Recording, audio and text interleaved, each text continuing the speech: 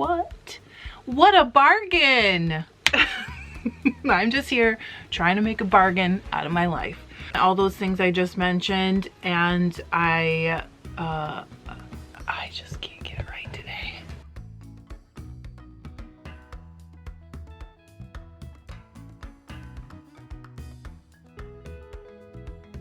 Hi, and welcome to FiberLoveDiary. I'm Trish if we haven't met, and if we have met, welcome back. You're my people. I know you're my people because you're probably as obsessed with fiber and or weaving and or knitting and or spinning or maybe one of the other weird things I do as I am. My people, my tribe, hi. This is the channel where I document my journey with fiber and all those crafts just mentioned, and I share it with you. You're in my home. Hi, welcome. How are you? First, you guys, do not worry about us. I have gotten quite a few messages, a surprising number of messages about us being in Michigan. Do not worry. We are fine. We're fine. And we're taking all the precautions we need to. We're washing our hands. We're wearing masks. We're staying away from people. We're doing all the things we're supposed to do. So don't worry. I appreciate it, but do not worry. To be honest, I don't have my head buried in the sand, but I know a few people who like talk about it all the time. Every single time I see them, every day. And I feel like all you're doing is like keeping your anxiety ramped up. And of course you need to take precautions. Of course you need to know what the newest information is. I mean, like I said, I'm not keeping my head in the sand, but you definitely do not need to repeat everything you heard on the news to every person you see every day. You're literally just amping up your own anxiety, and you're making mine so high, I don't even want to be around you. I'm not kidding. I'm staying home at this point sometimes because I literally don't want to talk to anybody about it. Welcome to the breed study. That was kind of a little bit of a tangent, but I know some of you are concerned, so I feel like I need to address it. This is episode 9, I think, right? 9. That means we're going to be through 18 of the breeds at the end of this episode. That is crazy. Also, Sock Madness is keeping me so busy. This week we are spinning Polwarth, which I have spun before a good amount. It is very fluffy and nice and white and very soft. And then we're also spinning Rambouillet, which is again very fluffy and very soft.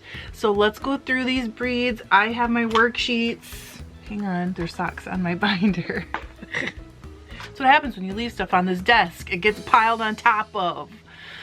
I have my binder, I have my sheets copied out, so let's get going. And this week is gonna be the video on Thursday of how I made this binder. If you're interested in that, come back Thursday. If you're not, there's a dyeing video coming up this weekend. I'm gonna dye the April Paradise box. Just in case you're just joining this series for the first time, this breed study is available on Etsy that these fibers came from. I'm using the Fleece and Fiber source book as my primary resource. If I need a backup, I use the Spinner's Guide to Fleece. And if I can't find anything in either of those, I'm looking on the internet. I'm smart and I left my book open to Polwarth last time. So let's go. This is a conservation breed. I didn't know because I see a lot of it. Oh, so it's named for the county in Australia where the breed was developed. It says they're not found in North America, did not know. They're common in Australia and New Zealand. See, they're known as ideals in South America, along with Corriedales and Romneys. Interesting. They're common in the Falkland Islands. We talked about that. It says they were developed by breeding merino rams to merino Lincoln Cross ewes. So of course, it's always the same goal when they come to developing a breed. They were trying to improve meat production while maintaining high quality fleeces. That's always the goal, isn't it? We definitely don't want to do the opposite. Hello. So it says generally very even, soft feeling, and lovely to work with. That is my experience. I like it. Wow. Okay, so they do have a big fleece. It says 9 to 13 pounds. Yield about 75%, which is very high for a wool this fine. That is true. So 3 to 7 inches is a staple length. That's a pretty wide variation, but it says mostly 4 to 6. 21 to 26 microns, so again, that's pretty fine. Mostly in the 23 to 25, so in the middle of there. Dense regular staples with flat or very slightly pointed tips and well-defined crimp. Natural colors, white, silver grays to blacks, tans or browns. I did not know they came in natural colors, and now I want one in another color. But of course, since they're not in North America, that's gonna be pretty hard for me to get. All right, I'm gonna do my best to show you this picture. Aren't those cute? I've actually dyed some on my channel and spun it from the Paradise box before, and I'm currently spinning some that came in a box early this year, maybe the end of last year, I can't even remember. Let's check the staple, and I kind of have a plan in my mind, but let's check the staple first and then we'll go spin this. Okay, so I'm gonna pull off a single staple of this, and it's looking like, oh gosh, I need my glasses again. It's looking like about, let's see, get to the end. Oh, that's about 6 inches. You can see it is very puffy. See that in the middle there?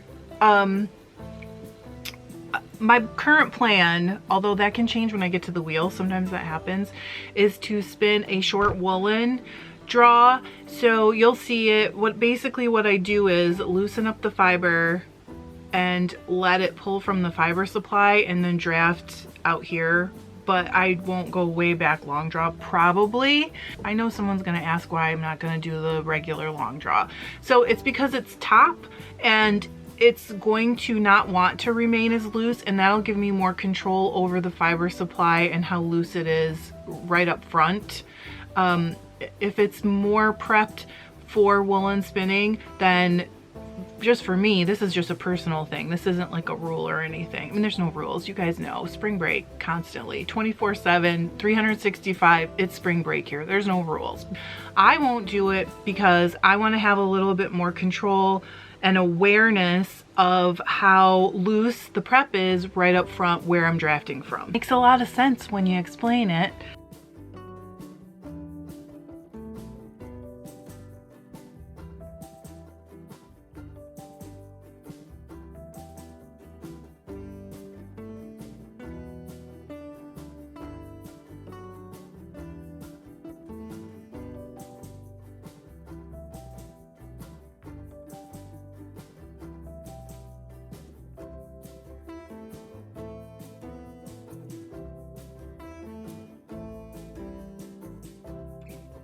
Okay, we're done. No surprise, I loved spinning this, and here is what it looks like all done. So it's pretty gorgeous. It's very easy to spin pretty consistently that way. I got 70 yards and it's super squished. Look at this. Also, look at this. It stretches and springs back a lot and really nicely. So I'm very, very happy with this one. I mean, I love it. I love Polwarth. I suspect that when I get them all wet to dye, I'm not gonna just soak them separately. I'm just gonna let them all get wet when they're being dyed. And I suspect it'll like even gain a little bit more crimp and kind of like shrink up and be a little shorter and springier, but that's awesome. It's beautiful. I feel like you can't really go wrong with it.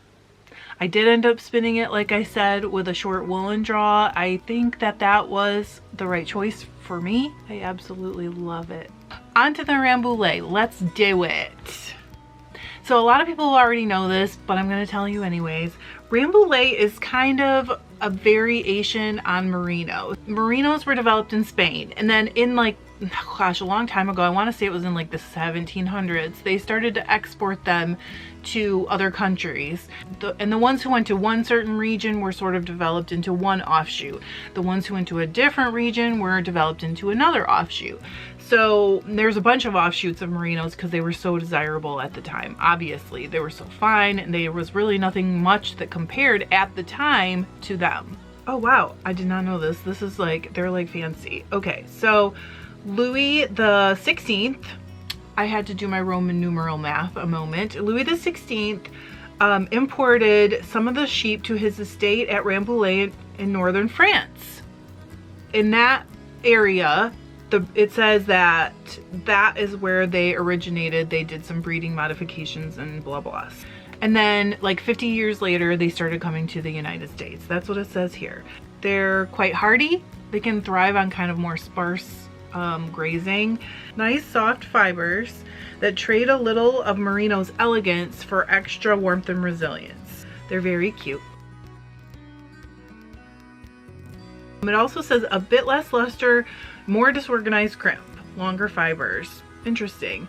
They do tend to be quite a good size hefty sheep. All right, so fleece weight 8 to 18 pounds. 18 pounds. Averaging 10 pounds, which is still a pretty good size fleece. 2 to 4 inches, occasionally as long as 5 inches. And they're not quite as fine as a merino. It's 18 to 24 microns. It retains more of its life even after it's been commercially processed. I've talked about kind of processing the life out of them before and how that's not really my favorite thing.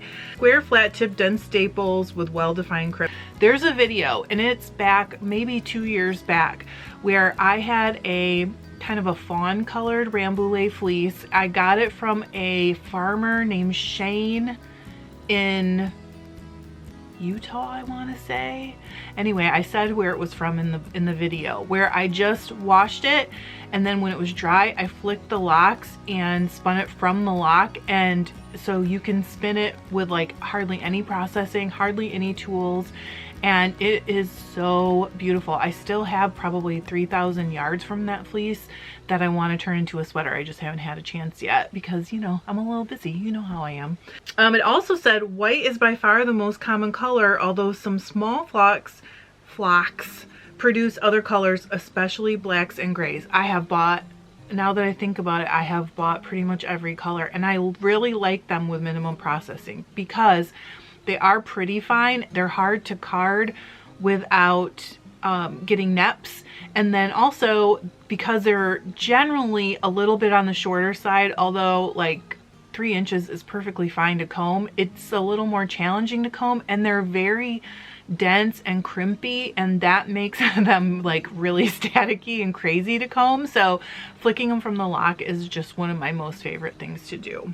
It does say they're quite a greasy fleece. So this is a good tip. It also says here, it's best not to store it in the grease because it's likely to become very hard to clean. I think that's true. And also some breeds, and this is just something that I've observed, it's not something that I've actually heard anybody talk about before, but it seems to me like some breeds have a tendency for the lanolin to get sticky more than others, and Rambouillet is one of them. I've noticed if I don't get them washed really quickly, the grease that's stuck to the bag that they're in, the grease that's stuck to the bag will actually get sticky. Here it says, can be spun from flicked locks, combed or carded, and carding the wool will tend to form nets if not carefully managed. So that's definitely, like I said, I just said that. That's what has happened to me. I hadn't read this yet. Let's check the staple length on this, and then we'll go spin the Rambouillet.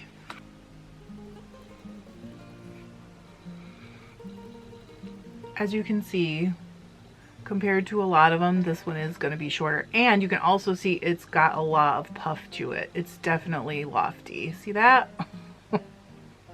Yep, we are just a shade over 4 inches. So let's go spin this. And this is one that's going to dye up so pretty. I can't wait to dye these, you guys. I'm getting really excited.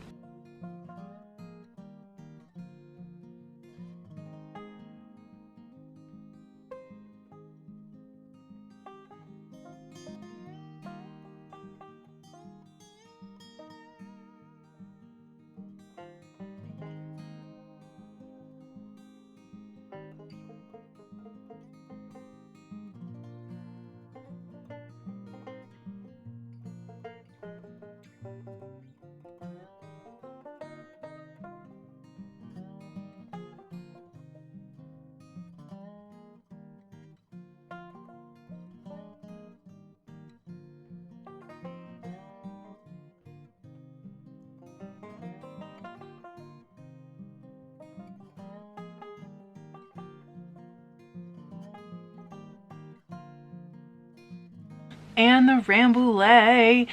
There we go. You saw me drafting it with a short forward draw. So to me, this feels a little bit like spongier almost. It is a little bit sturdier, but it still has like all that crimpy fine goodness, but it's a little sturdier than like merino or even the Polwarth. So you end up with this like spongy feeling. I don't know how else to describe it. It's super smush. Check this out. Even spun short, like with a worsted draw, it is just like super squishy and super, look at all that. That's even more than the Polwarth. That is like, you feel like you could shoot it across the room. I love it so much. I got 64 yards. It's probably sport weight, maybe DK. It's right in there. Sometimes you guys ask if I measure wraps per inch. I generally don't. It has happened occasionally.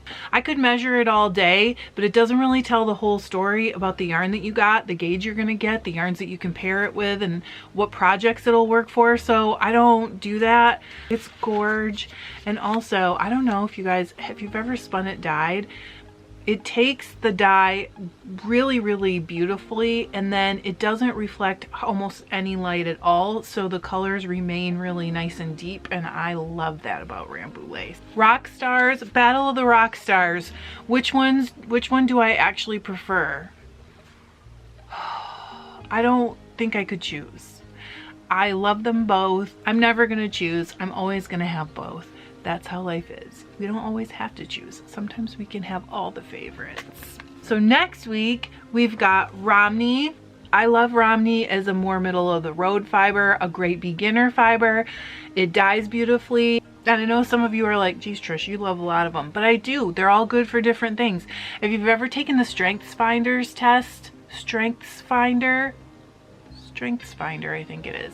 Individualization is my #1 strength, and that means with human beings and with fiber, I look at each thing individually and really look for like what's really strong with this person, what's really not strong with this person. And so that's how I am with the fiber, and that means I love a lot of them for different reasons, just like people. So Romney #1, and then we're also gonna do some Shetland. So Shetland is one that has a huge amount of variation, and we're going to talk about it next week. I really appreciate you guys for hanging in with me. I hope you have an amazing week and you make a lot of cool stuff and you have a lot of time for yourself to do fun and creative things. I appreciate you for being here on this journey with me. Thanks. I love you. Bye.